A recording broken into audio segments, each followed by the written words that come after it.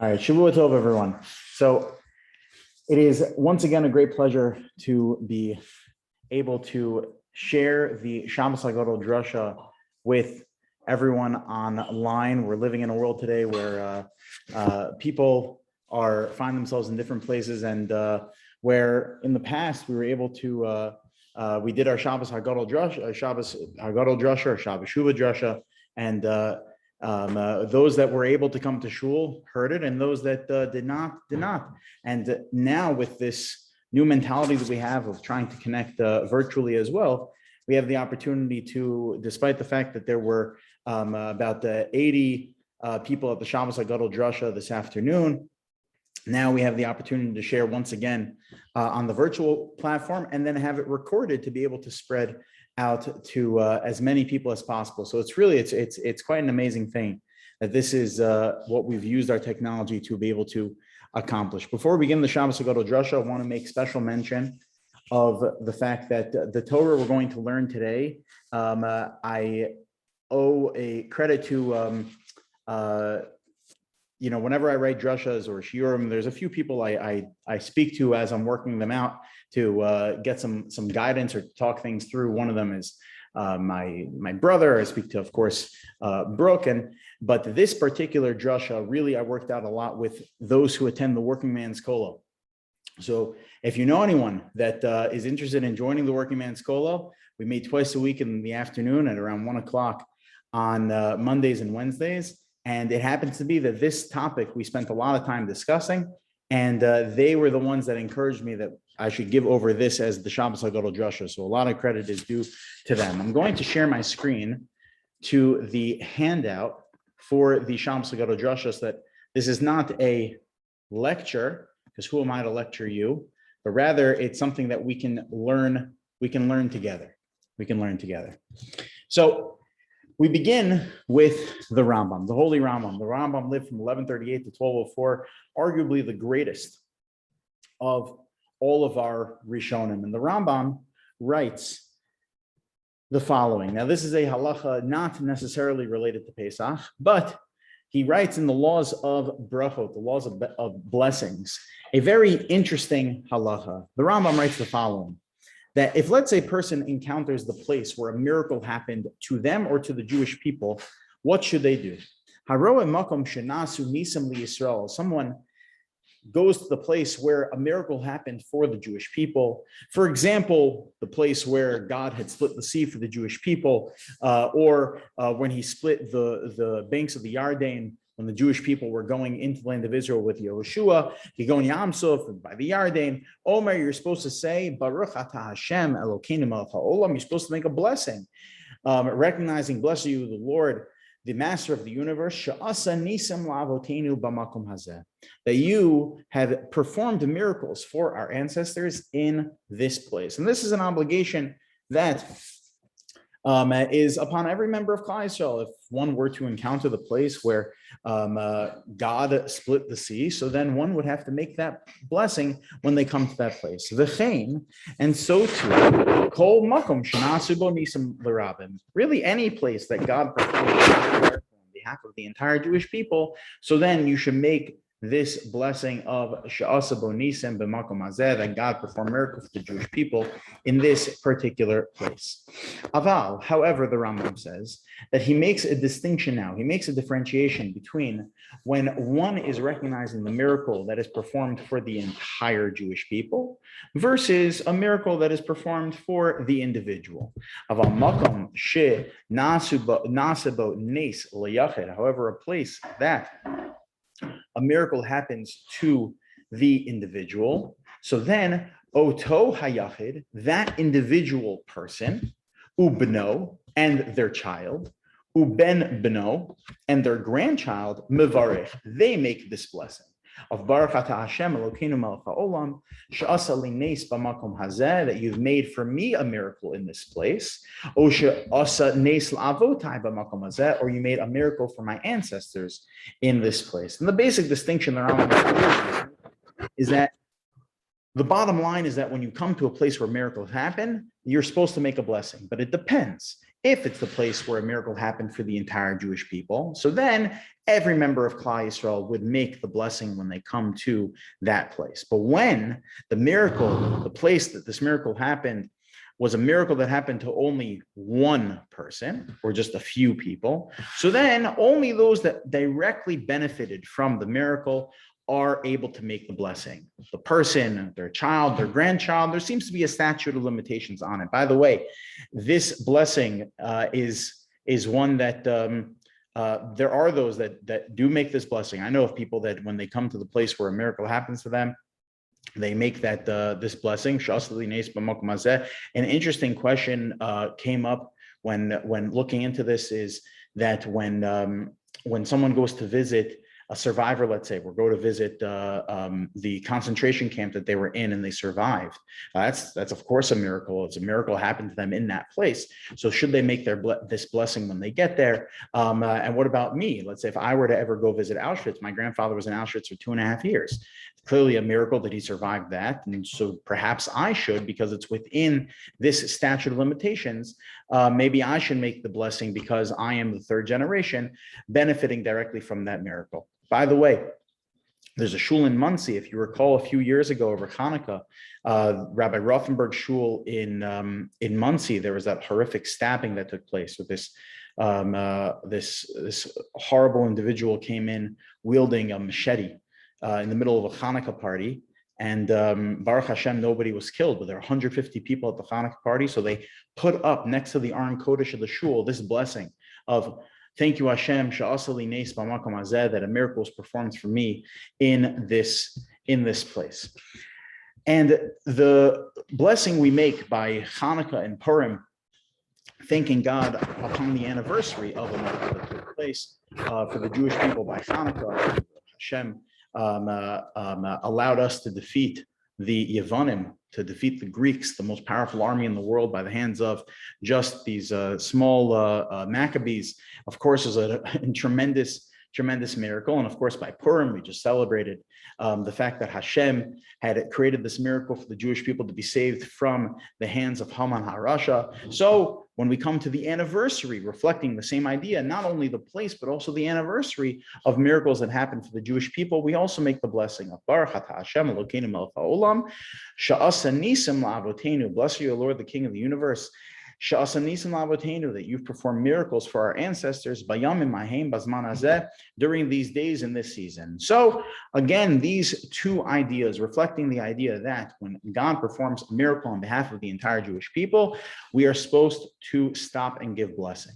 When we come to the anniversary or to the place where the miracle took place, where if you come to the place the miracle happened, there's a blessing that's supposed to be made there. And when you come to the anniversary of the miracle, there's a blessing made there also for the miracles that God had done for the Jewish people. And we make a similar blessing. It's not exactly the same, but a similar blessing by Pesach as well. At the end of Magid, at the end of the Seder, towards the end of the Seder, right before Shulchan Aruch, we go through the entire story of the Exodus, and we conclude by saying, Baruch Atah Hashem Elokeinu melech haolam, Asher Go'alanu, bless you, God, the King of the universe, that you have redeemed us, V'ga'al et avoteinu Mitzrayim, and you redeemed our ancestors from Mitzrayim. And we continue on giving more praise and accolades of God, thanking God specifically for the miracle of Yetzias Mitzrayim, and also asking God to rebuild the temple in Jerusalem. So that way, once again, we can engage in the holiday in the way that it was originally intended, using the Karban Pesach and all of the accoutrement. In source number 4, and I apologize for moving quickly through this, but I want to get to the punchline here. In source number 4, the Shibbolei Haleket, one of the great Rishonim from the 13th century, he writes that this blessing that we just noted, this blessing of Goal Yisrael, thank you Hashem for redeeming us and our ancestors from Mitzrayim, that this, says the Shibbolei Haleket, is really just in place of the blessing that we make on Hanukkah and Purim. That Zeh b'makom, that this is in place, Zeh b'makom she'asa nisim, of the blessing of she'asa nisim, shahayinu chayavim levarich, that we otherwise would have had to make the blessing. So the blessing we make on Hanukkah and Purim to thank God for upon the anniversary of the miracle of the miracles of Hanukkah and Purim, of Sha'as Nisim, is exactly what we're trying to accomplish through the blessing of Asher Go'alanu at the end of the Magid. That when we finish the story, going through the Exodus and recognizing everything that Hashem did for the Jewish people, so then we also need to do the exact same thing. We need to thank God for the miracles he performed for us. The question that we need to ask, though, and we need to analyze, we need to discuss, is why the change? Why don't we just use the regular liturgy of the one that we use by Hanukkah and Purim? The bracha that we just saw before, this blessing of Baruch Atah Hashem Elokeinu B'Olam Sha'asa Nisim La'avoteinu Bayamim Ha'hem Bazman Hazeh. Thank you, Hashem, for the miracles you had done for our ancestors. Just keep it simple. Keep it exact same liturgy. Why are we changing the blessing when it comes to Pesach? When it comes to Pesach, we have to have the special blessing of Asher Go'alanu V'Ga'alas Avoseinu. You've redeemed us and our ancestors. Why the change? Why don't we just make the same blessing? So with this, to answer this question, the Maram Chalva was a student of the Rashba. The Rashba was perhaps the greatest of some of the greatest of the Sephardic Rishonim. He was the chief rabbi of Spain, in Barcelona, and then later in Toledo, Spain. And the Maram Chalva was a student of his, be it for a short period of time, because the Rashba died in 1310, and the Maram Chalva was only born in around the year 1290s. He was a student of his for just a few years, and then he continued a relationship with the Rush and the Maram Rutenberg. He was a very unique personality amongst the Rishonim because he had so much access to different Gedolei Yisrael. But unfortunately, we don't have too many of the writings of the Maram Chalva, of Rabbi Moshe Chalawa, that we have really the one that is most studied that we have of his, because it's the most complete, is his commentary to the Tractate of Psachim, dealing with all the laws of Pesach. And over here, he picks up on this unique blessing we have by the Seder, that we don't make the regular blessing of Sha'asa Nisim, La'avoteinu, Bayamim Ha'hem Bazman Hazeh, thanking God for the miracles done for the Jewish people during this time period, but rather this unique blessing of Asher Go'alanu, you redeemed us and redeemed our ancestors. Says the Maram Chalva, I'll tell you why there's a unique difference here. Because, says the Maram Chalva, Amar Rava writes, we need to recognize when we say this blessing, this Thanksgiving blessing in the Haggadah, we need to recognize that we also are getting direct benefit from Yetzias Mitzrayim. Kolomar, this is to say that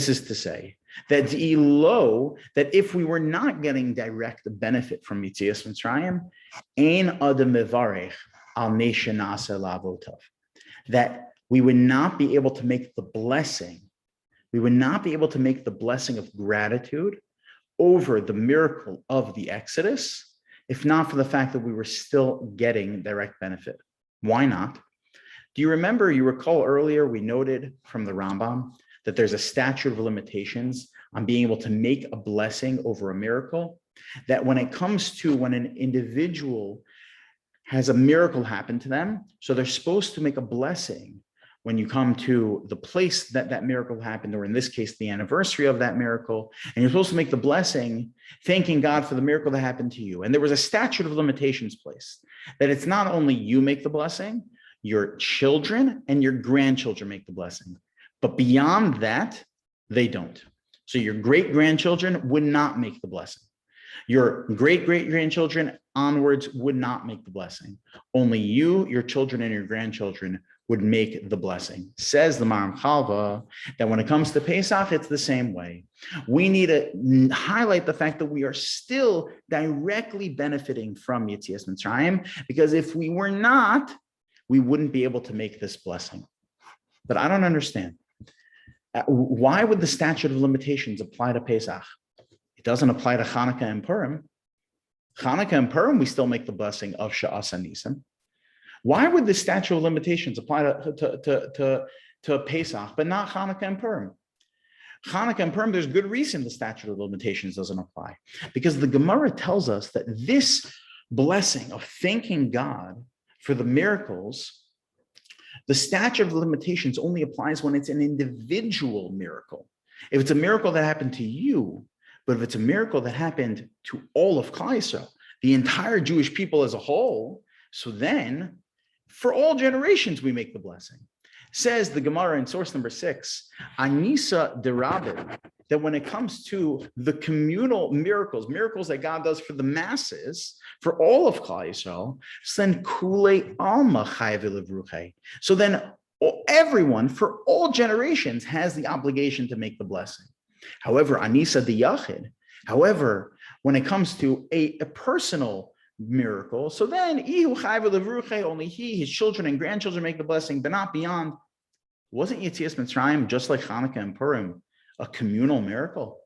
So if it was a communal miracle, so we should continue to make the blessing of Sha'as Anisim beyond the first couple generations after Yetzias Mitzrayim. Obviously, we're beyond 3 generations from Yetzias Mitzrayim, right? My grandfather, my father, my grandfather, none of them were actually there, right? None of them were there. I wasn't there.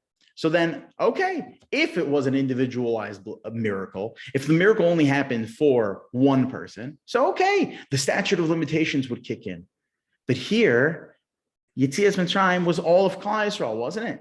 So then, therefore, we should, just like Hanukkah and Purim, be able to make the blessing of Sha'as Anisim once again. Why do we need to have this special blessing by Pesach of specifically Asher Goalanu circled?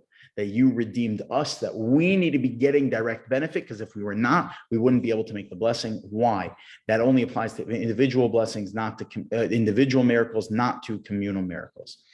So in order to answer this question,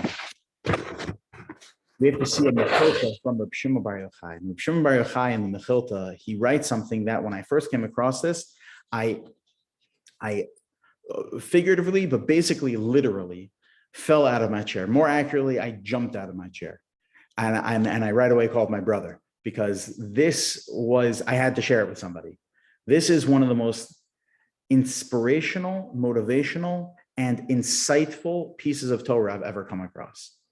Rabbi Shimon Bar Yochai writes in the Mechilta, we know that right after the Jewish people come out of Mitzrayim, Baruch atah Adonai l'chom shekonim b'varo. Right after the Jewish people come out of Mitzrayim, so God tells the Jewish people through Moshe that we're obligated to make sure that we don't forget what happened. We have to tell it over to our children. V'yigat lebincha, you have to tell over to your children. Bayom ahule, more on the anniversary of Yetzias Mitzrayim, tell them that ba'avur zeh hasa Hashem li b'tzeisim Mitzrayim, that look at what God did for me when we were leaving Mitzrayim. Look at what God did for me when I was leaving Egypt. Like, this is incredible, and you have to tell them over the story. And this is the source of the whole obligation of telling over the story to our children about Yetzias Mitzrayim, the obligation of telling over to the next generation the miracles of the Exodus. The Mechilta picks up on the singular language. Rabbi Shimon Bar Yochai picks up on the singular language over here of, again, tell over to your children what God did. Asa Hashem li, for me, betzeiti miMitzrayim, when I was leaving Egypt. Yachol, says Rabbi Shimon Bar Yochai, perhaps I would have assumed that that until the entire Jewish people as a whole merited Yetzias Mitzrayim, it wouldn't have happened. Meaning to say as follows, like God kind of like surveyed the situation and said, you know what? The situation in Egypt has just gotten so bad. The Jewish people need to be redeemed. Yeah, there's a bunch of rotten apples amongst them. There's a number of them that may not be deserving of it, but you know what? We're going to do a Yetzias Mitzrayim. We're going to do an Exodus. We're going to take them all out. We're going to put whatever merits they have, we'll put it all together, and they'll be worthy of Yetzias Mitzrayim. By the way, not that far off from Hanukkah and Purim. Hanukkah and Purim, countless Jews had been influenced by Greek society, and nevertheless, God performed the miracle for us. When it came to, even though there was just a few that were really deserving of it, when it came to Purim, also, The Jews went and partied with Achashverosh. They were completely assimilated. And yet, there were a few of them that deserved it. You had Mordechai and Esther. You had a few that deserved it. God made things happen for the fact that he looked at the whole situation as a whole and said, you know what? They have the merit enough for me to do the miracle. You would think Yetzias Mitzrayim happened the same way. Says Reb Shimon Bar Yochai, no. Rather, the reason that it's written in singular language, tell your children what God did for me when I was leaving Egypt, Melamed, this comes to teach me, Shekol Echad MiYisrael, that every single individual member of the Jewish people that left Egypt, Haykedai, it was fitting enough for them, Shiyasu Nisim Al Yado, that God performed the miracles of the Exodus just for them alone. Let's stop and just think about that for a minute. All of Yetzias Mitzrayim, the entire Exodus, the 10 plagues, the splitting of the sea, all the great miracles, all of that, God would have done for just one of them.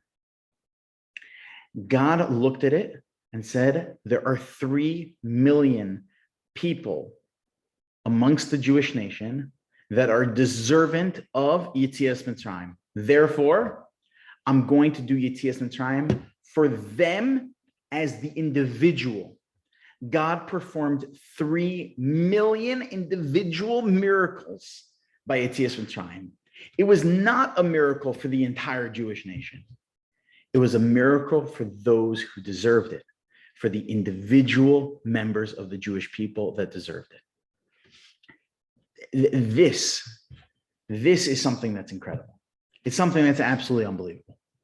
That God sent 10 plagues to destroy the Egyptians for just one Jew, and then for another Jew, and then for another isolated Jew over 3 million times.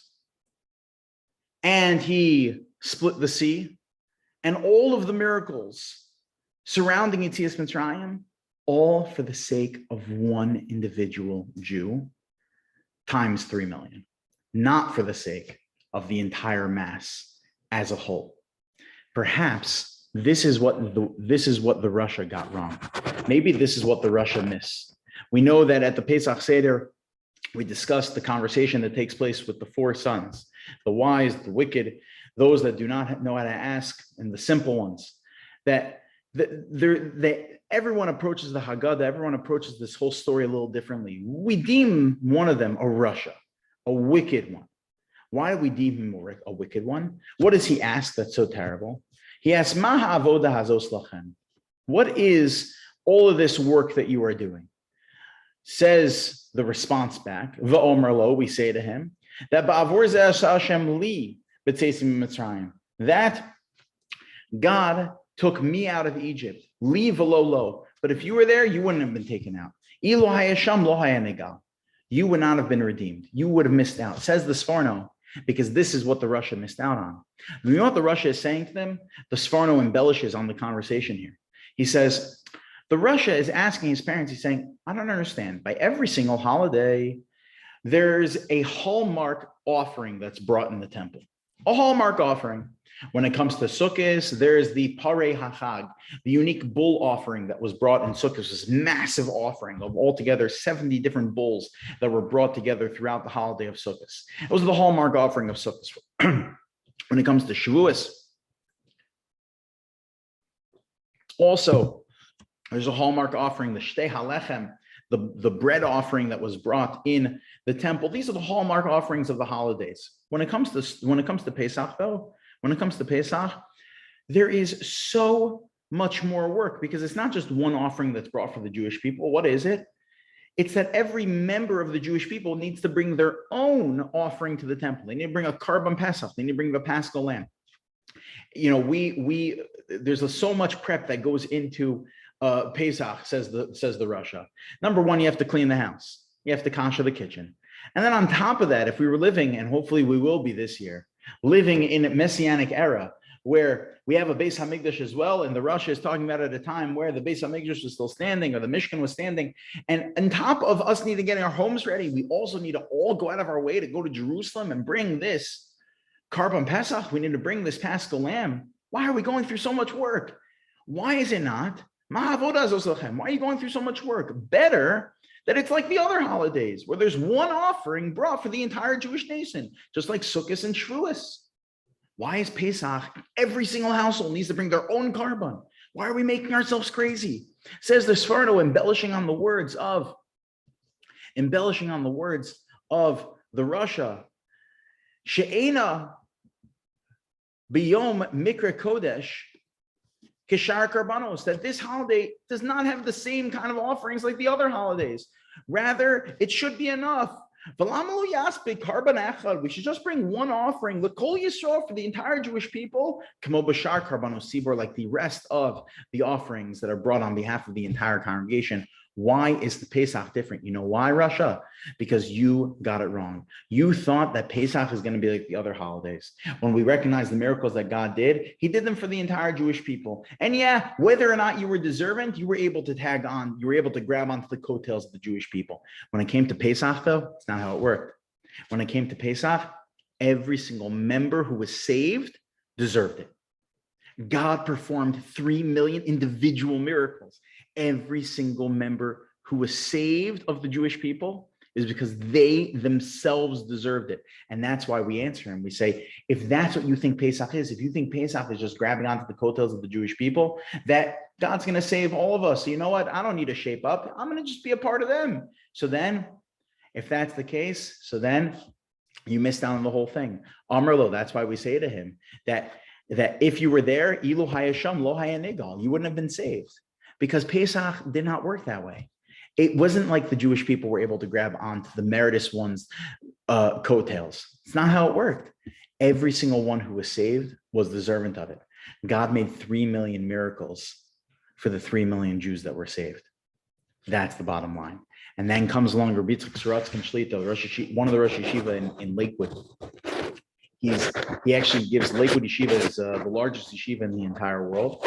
And he has about 10,000 students learning there on a daily basis. And Rabbi Sorotzkin actually gives the top level Gemara Shir, top level Talmudic discourse in the largest yeshiva in the entire world. His father was the founder of the Telz Yeshiva in Cleveland. He taught there for a little bit, and then he went to Lakewood. And he writes in his Sefer Gevuras Yitzchak, he writes that now we can understand why it is we wouldn't have been able to make the blessing of thank you, Hashem, for the miracles you did on behalf of the entire Jewish people, like we do by Hanukkah and Purim, because Pesach's different. It wasn't a miracle for the entire Jewish people. It was a miracle for the 3 million individuals who deserved it. 3 million different Yetzias Mitzrayim, different place.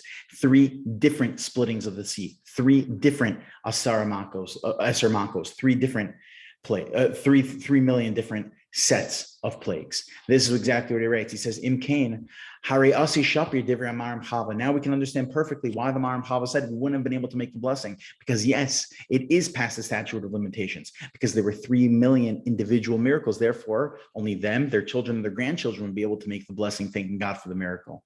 But me, I'm way beyond the statute of limitations. Why am I able to? Because I'm still getting direct benefit from those individual miracles that took place. Therefore, I can make it. He says, Devadai b'Chanukah b'Purim, because when it came to Chanukah and Purim, definitely have a Nisa derabim. Those, of course, were communal miracles. Anu mevarchin shas anisim. Therefore, we can make the blessing. Thank you, Hashem, for making these miracles on behalf of the entire Jewish people. Va'afal gav delo have a nation asalanu. Even though it was not a miracle that we had direct benefit from at that time and place in history. However, Masha ain't came, but that's not the way it worked by Yetzias Mitzrayim. Nes the Yetzias Mitzrayim. When it came to the miracle of Yetzias Mitzrayim, the Nechshav Nes the Yachid, it was considered an individualized miracle. The miracle for 3 million individual Jews. Lo haya mevarech, we wouldn't be able to make the blessing. Ilav mishom de Nechshav v'otanu hotzi misham, if not for the fact that we are still getting direct benefit from Yetzias Mitzrayim. And I think that this becomes amplified by one of the concluding paragraphs of Magid. After we go through the entire structure of the Seder, we go through the entire Haggadah, we analyze the story of the Exodus, we discuss it, we discuss about the uniqueness of the night, the Manashtana, Avadim Hayinu, we go through the entire night, we talk about the different children's perspectives, the Chacham, the Rasha, we go through Dayenu, we go through all of it, and then we come to the Chol Dor Vador. In every generation, Chayev Adam Lirot et Atzmo. Every person is obligated to view themselves ki'ilu hu yatzim Mitzrayim, as if you left Mitzrayim. Comes along the Baal Haggadah, comes along the Haggadah and tells us that Hashem performed all these miracles that we were just talking about for 3 million individuals. Our job the night of the Seder is to recognize that Hashem would do the same for you. Hashem would do exactly the same for you. Hashem would split a sea for you. Hashem would send 10 plagues after your enemies for you, as long as we merit it. If we as the individuals merit it, Hashem will have our back. Hashem will do exactly that. Hashem will bring forth the ultimate redemption by your merit. The Chol Dor Vador Chayev Adam Liros es Atzmo. You have to view yourself as if you are leaving Mitzrayim, not as if we are leaving Mitzrayim, as if you are leaving Mitzrayim. Kilu hu yatzim Mitzrayim. So now I want to shift our attention. This in and of itself is something that is quite inspirational, at least I view it that way, that this is what Hashem would do for me. But the question that we have to be asking ourselves is, yes, if the Haggadah does belabor the point that the reason why we can't make the regular blessing is because of the fact that the miracle was not a communal miracle. It was only on the individual, and therefore I need to be getting direct benefit from it. And we also recognize the fact that, therefore we say, Asher Go'alanu, that God redeemed us. We say to the Rasha that it was not a communal miracle, and therefore it's not enough for us to all to have just one Karban Pesach. The Kohen takes care of us. We need to bring our own, and it's very clear over and over and over again. Look at what God had done for me, but say Tim in Mitzrayim, when He took me out of Egypt, and I need to recognize that within myself, that Hashem would make these miracles for me today in 2022 in Tafshin Pei Beis. Hashem would do it for me. The question that we need to turn our attention to now is, okay, so how do we do it? We all are anticipating the ultimate redemption, no doubt about it.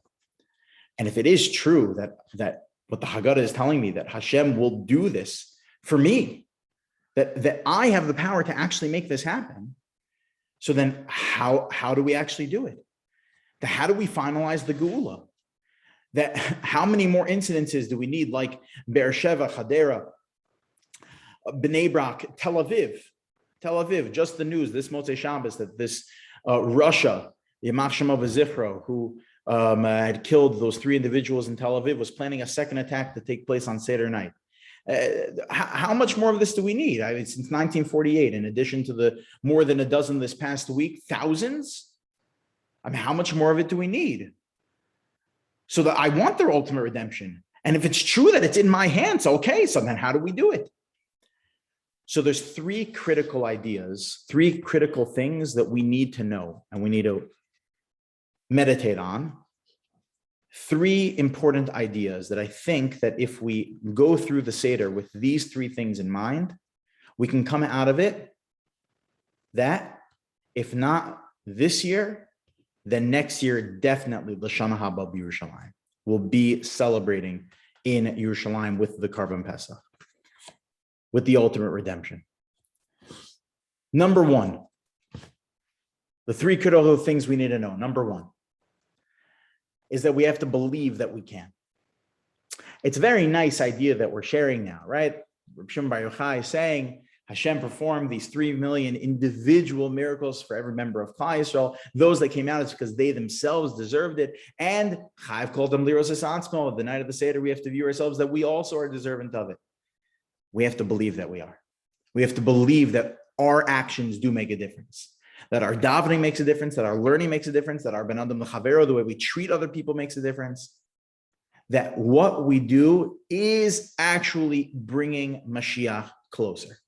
What we do matters. The Mesilas Yesharim, the Ramchal, perhaps one of the greatest of all of the Jewish philosophers, he writes the following in the 19th chapter of Mesilas Yesharim. He says that the Yispal Talmid, in source number 12, Yispal Talmid al Galus B'nai Yisrael, that we need to be praying persistently over the redemption of the Jewish people, Vashavas Kvod Shemaim Li'ilui, in order to bring back the honor of heaven. And then he continues in the next paragraph and he says, V'im Yomer Aden, if a person were to say to themselves, Mi ani, who am I? Who am I to daven for the ultimate redemption? What, God's really going to listen to my tefillah?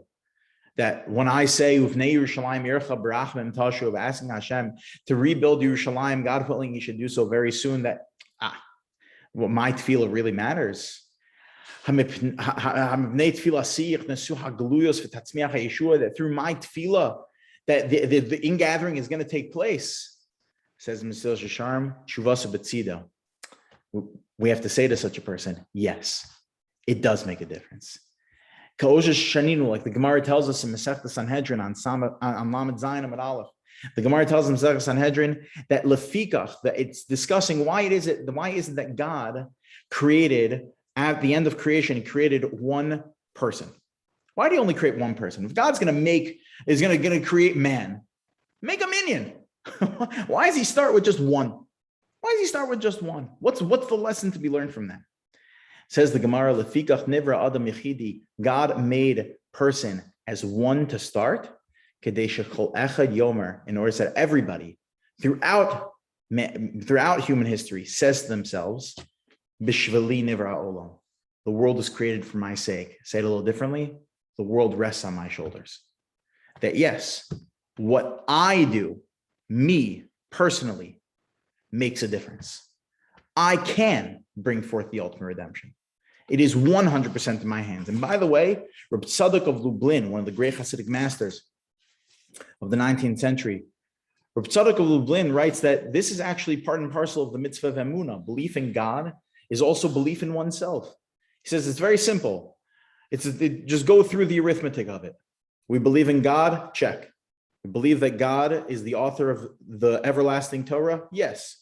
What does it say in the Torah? That every person was created in God's image, meaning to say every person was created with a unique purpose and mission. Yes, if that's the case, so then in order for me to have proper belief in God, who do I need to believe in?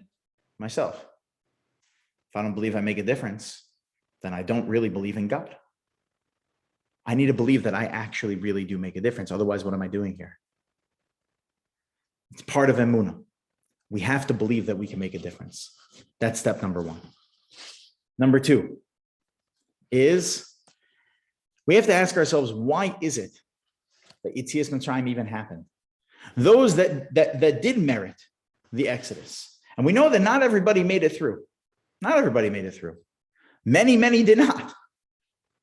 But those that did merit Yetzias Mitzrayim, the 3 million that God had performed Yetzias Mitzrayim on their individual, personal, isolated behalf, what was their merit? Says the Yalkut Shimoni in source number 13, Lo niglu avosenu mitzrayim, our ancestors were not taken out of Egypt, ella b'schus emuna she'eminu, if not for the merit of the emuna that they had. Simple relationship with God. Emuna pshuta. Simple relationship with God. It's living a more intentional life, that transcending to a relationship with God that goes from being a concept into being a reality. In the same way that you and I have relationships, that we have relationships with our neighbors, with our family, with our friends, with our community, that we have these real workable relationships in our lives. That's the way our relationship is supposed to be with God. It's supposed to be a real relationship. The Jewish people, when they were leaving Mitzrayim, the 3 million of them that deserved it, the 3 million individuals that Yetzias Mitzrayim was formed on their individual isolated behalf, each of them in their own level had a real relationship with God. They had basic emuna pshuta. They weren't all the most religious. They weren't all perfect. Of course not. In fact, we know that When Yetzias Mitzrayim happened, when the Exodus happened, they were at the Mem Tesh Shari Tuma. They were at the lowest possible point one can go in their purity. They're at the lowest purification point. They were not perfect by any stretch of the imagination, but you know what they all had in common? Emunah. Basic, simple belief, a relationship with God. And there's many ways to attain emunah. The Rambam has like 4 or 5 different ways, different suggestions of how one can work on their emunah. I'll just point out one of them. One of the ways that the Rambam says to work on emunah is one secret bullet, the mezuzah. That every single time you pass through a threshold and there's a mezuzah there, you're supposed to stop and think for a moment. In fact, the language of the Rambam is that the mezuzah is supposed to scream out at you for you to reconnect with God.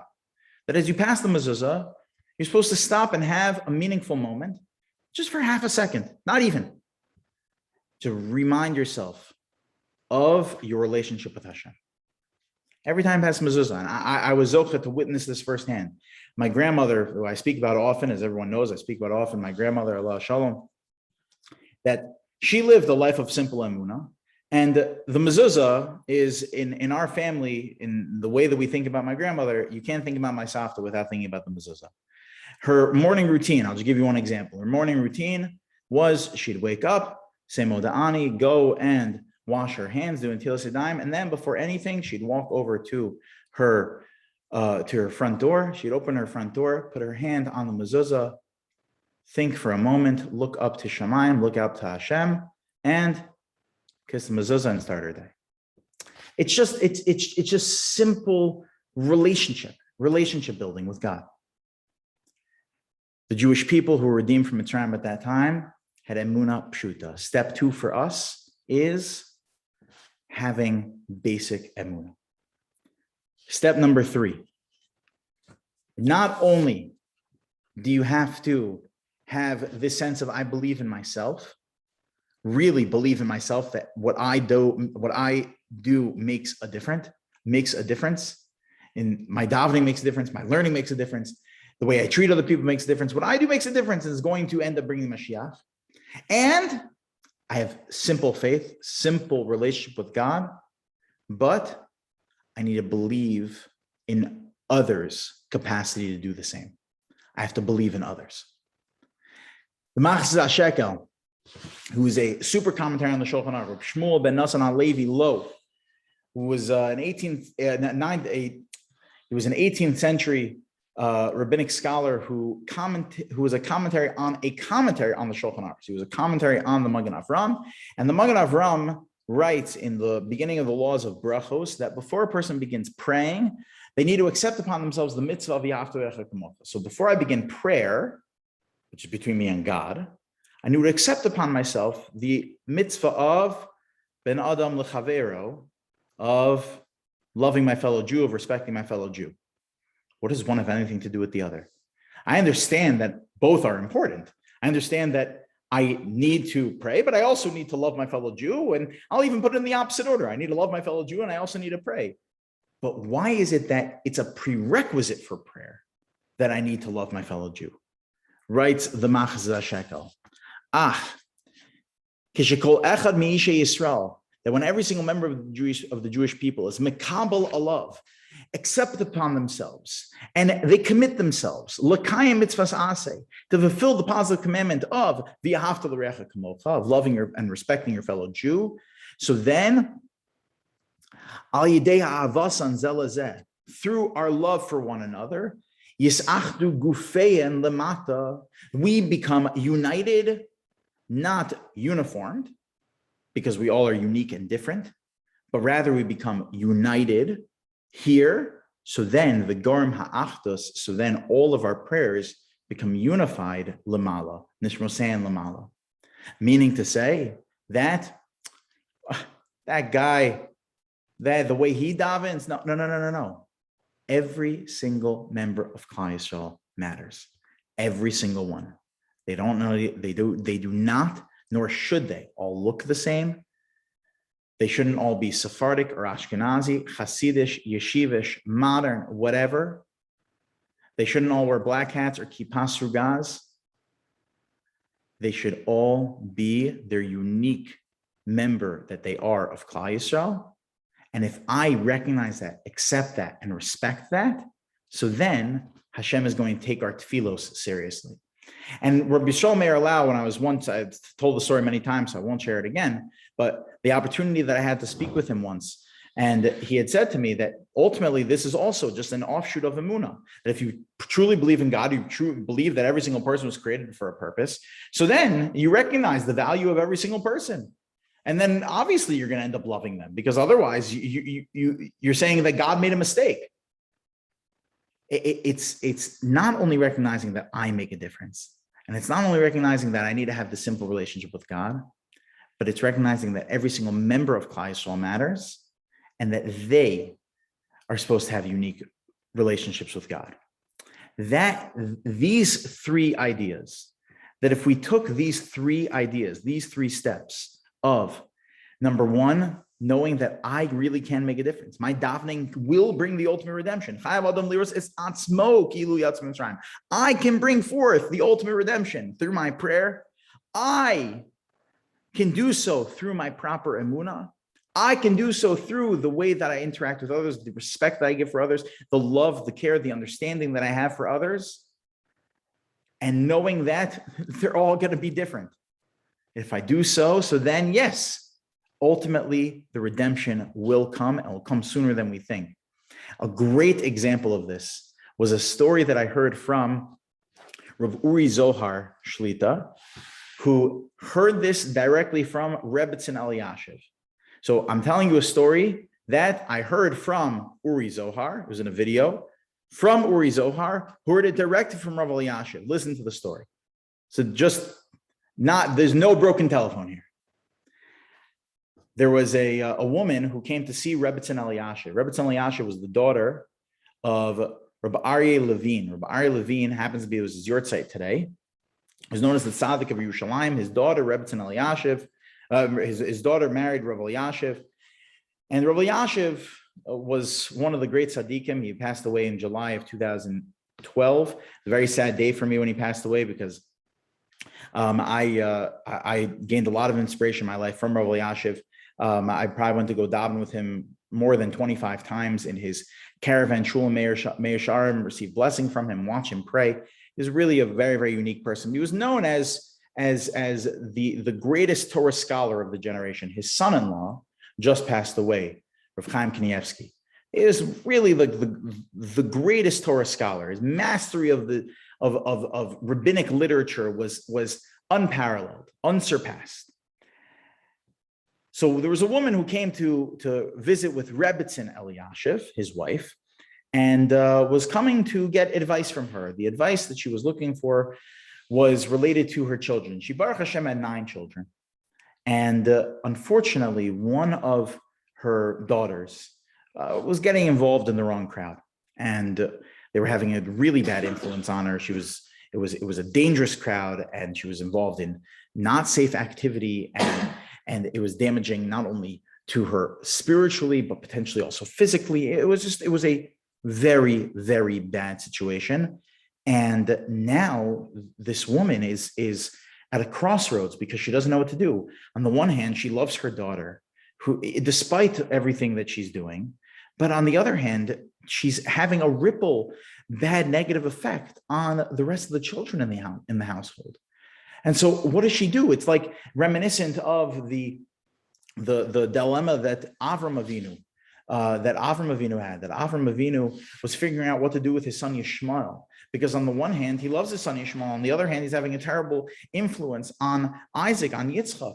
And so Sarah is encouraging him, you got to get Yishmael out of the house. He's going to ruin our kid. And Avram's torn. He doesn't know what to do. Ultimately, God says you should listen to Sarah Imenu because you have to save Yitzchak. But you can imagine that, and the Torah goes into great detail about the struggle that Avram Avinu had. This is like the struggle this woman was going through. What do I do with my daughter? I love her, but I can kick her out, but I have to save the other kids. What do I do? So Rebbetzin Elyashiv didn't know what to tell her. So she said, you know what? Let's go confer with my husband.